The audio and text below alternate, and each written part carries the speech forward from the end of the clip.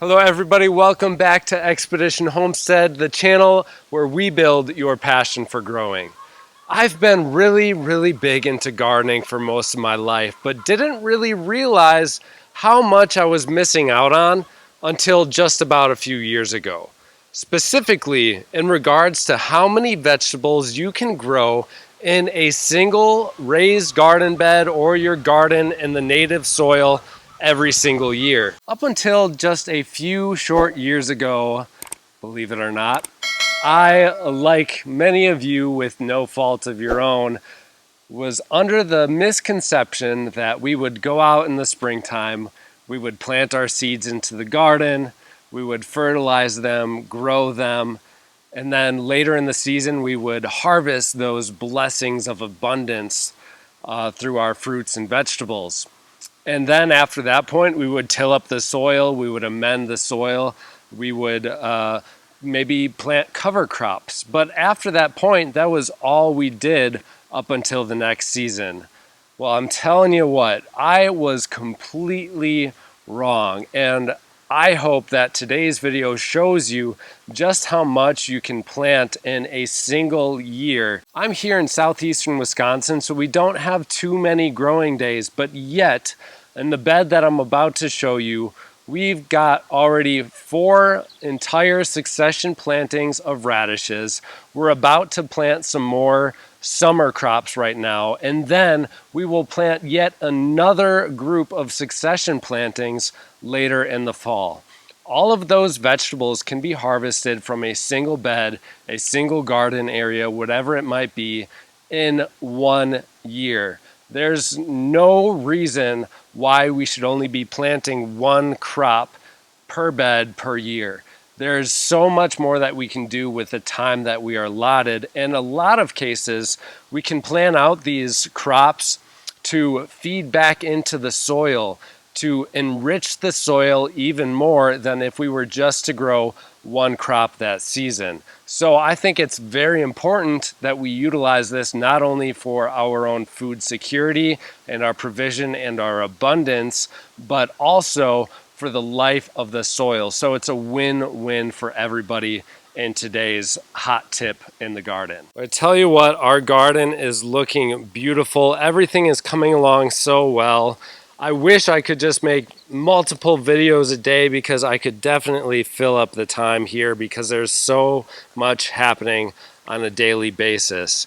We've got our tomatoes, peppers, beans, cucumbers, lettuce, kohlrabi, onions, strawberries, radishes, broccoli, peppers, carrots, turnips, beets, potatoes in a bucket.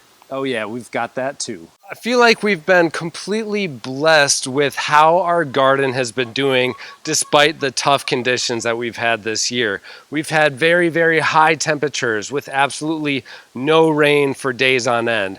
Then we've gotten pounded with storms, 60-mile-an-hour winds, hail, freezing temperatures just after really nice warm temperatures, giant fluctuations in temperatures as well, but yet our garden has been able to thrive. So I just, all of the praise to God on this one. It has been incredible to see how we've withstood the season so far. And of course, I hope we can continue in that fashion. So how do you time out your garden? How do you time out your garden beds to be most efficient? Well, we're going to be talking about this raised bed right behind me. This is the one where we've got 5 different succession plantings of radishes, and now it is prepared for the summer crops. So once the temperatures get too high for radishes, they're going to bolt and they're going to flower. So even though we succession plant every time we pulled out our radishes, it just gets to a point where we simply can't grow them anymore. That's when we're going to look at some summer crops that we can put in its place. We want to start doing this as quick as possible because the time frame is going to be the determining factor on what we can plant in here. Right now, we've got about 100 days up until our very first frost date. So imagine I could put tomatoes in here, seedlings, tomato seedlings, clone them, put them in this bed, and we'd be able to get a complete harvest out of that. But I'm looking to get not only our next crops in this bed, but 2 more entire crops growing in here. So right now we're focusing on the summer crops, and then we're going to be putting in the fall crops after these ones die out. So what I've picked for this garden bed are going to be bush beans, which will be ready to eat in about 60 days. That puts us out until the end of August. And then we also got okra. Their time frame is just about the same as well. We'll be harvesting okra anywhere between 50 and 60 days also. That being said, let's jump back in time real quick and look at what this garden bed was like before we got it ready for our seeds. What we did with this garden bed is we took all of the green material, all the vegetative growth of the radishes that were no longer going to be producing viable fruit for us, and we turned them under the soil. We basically buried them, tilled them up into the soil with a rake and a pitchfork.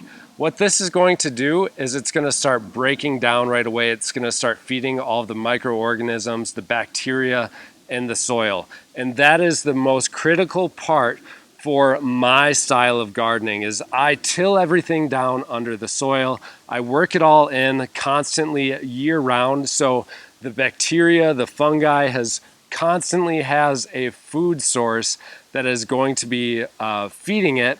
In turn is going to give us better harvest of vegetables as well. I did turn this over a couple of days before we planted the seeds so it could start breaking down a little bit more.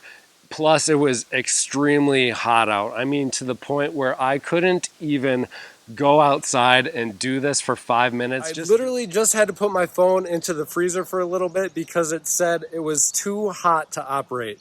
So that's a testament as to how hot it is out here and why we want to get this green stuff starting to compost and to break down into the soil with these nice warm temperatures and an application of water and this grass, which you are about to see over the top of this. It's going to be perfect. Really give us a boost when it comes time to planting our seeds. And it's just doing that alone was completely exhausting. I was sweating like crazy.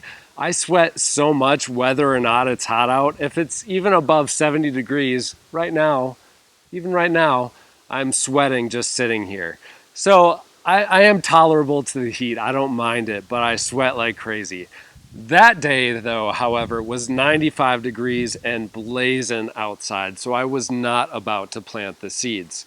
So we did turn over all of the soil, and then we took some grass clippings from the front yard, just a couple of bags full of them, and then dumped them over the soil in a nice uniform fashion. We really only did about half an inch of the grass clippings on top of this, which at this point, just about a week later, and they're almost completely broken down, so they're thin enough to where the seedlings that are going to come up through the soil now will have no problem penetrating everything that we just tilled into the ground. So this stuff right now, this is what the grass looks like. So very, very broken down, very light. So it's going to continue feeding the surface of the soil a little bit. And then underneath this, we still have everything else that is breaking down also, feeding our soil in the meantime up until we start to get these plants to grow. While we're waiting for the cloud to pass over, let's take a look at some of these beautiful sunflowers. Sunflowers. Sunflowers. All right, the sun is out. I know you thought this video definitely couldn't get any cooler, but it's about to. Not only are we feeding the soil by all of the stuff that we just turned under, but we're also going to start feeding the soil by the bush beans that we're growing because those are nitrogen fixers. They're going to be putting that good old nitrogen directly into the soil through the roots. So I guess you could say we've got a double header of benefits through what we're doing right here in this garden bed. So how else can we plan for the future of this garden bed? I will be providing updates with how these plants grow as I always do. So the next step for you is, now that you've got your summer crop planted out, is going to be planning for your fall crops. I specifically will continue to grow either beets, radishes, turnips, kohlrabi, all of our cold hardy crops that have a pretty short date to maturity. Radishes specifically are about 30 days, so I can get a lot of harvests of radishes off of these. But I can also plant all the other vegetables that I'd mentioned. So these beans and okra will be ready in about 60 days from now. That puts us out until the end of August. And that is the perfect time for us to have about 45 to 55 days up until our very first frost. So that time in itself is just enough to plant a lot of cold hardy crops. Plus, keep in mind, a lot of cold hardy crops can also go beyond our last frost date. Last year, we were harvesting vegetables up until Halloween, so several weeks after our first frost date, because these crops aren't just going to get frost on them and then keel over and die. A lot of them can still continue to grow and give you produce after that first frost. So do not neglect planting several different crops in your garden beds this year. I know it's for some reason something that's maybe not talked about for beginner gardeners so much, or it's just something that you're not exposed to, haven't done the research on, which is why you're watching today's video. So I thank you so much. If you enjoyed today's video, subscribe, hit that thumbs up button for 10 years of a green thumb, because this baby is hard to grow. You want to get that green thumb as soon as possible. What else is going on in the garden? Well, I think today we definitely have to water because we're on about day 5 or 6 of very, very little rain. We had a tiny sprinkle that came through and maybe gave us like a 1/4 inch, and that was it. And then we've had nice hot temperatures as well, especially with the seeds that we just planted. We want to make sure that we keep them well watered. A lot of my other plants are established quite good, but the one thing that I seem to keep on having to water, and probably because of the way they're growing, is our cucumbers. We're growing cucumbers in 5-gallon buckets this year in a couple of different areas.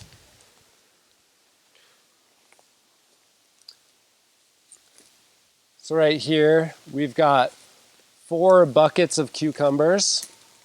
And I have found the need to keep up on these a little bit more frequently than everything else in the garden. But they are looking quite stunning, except for bird poop.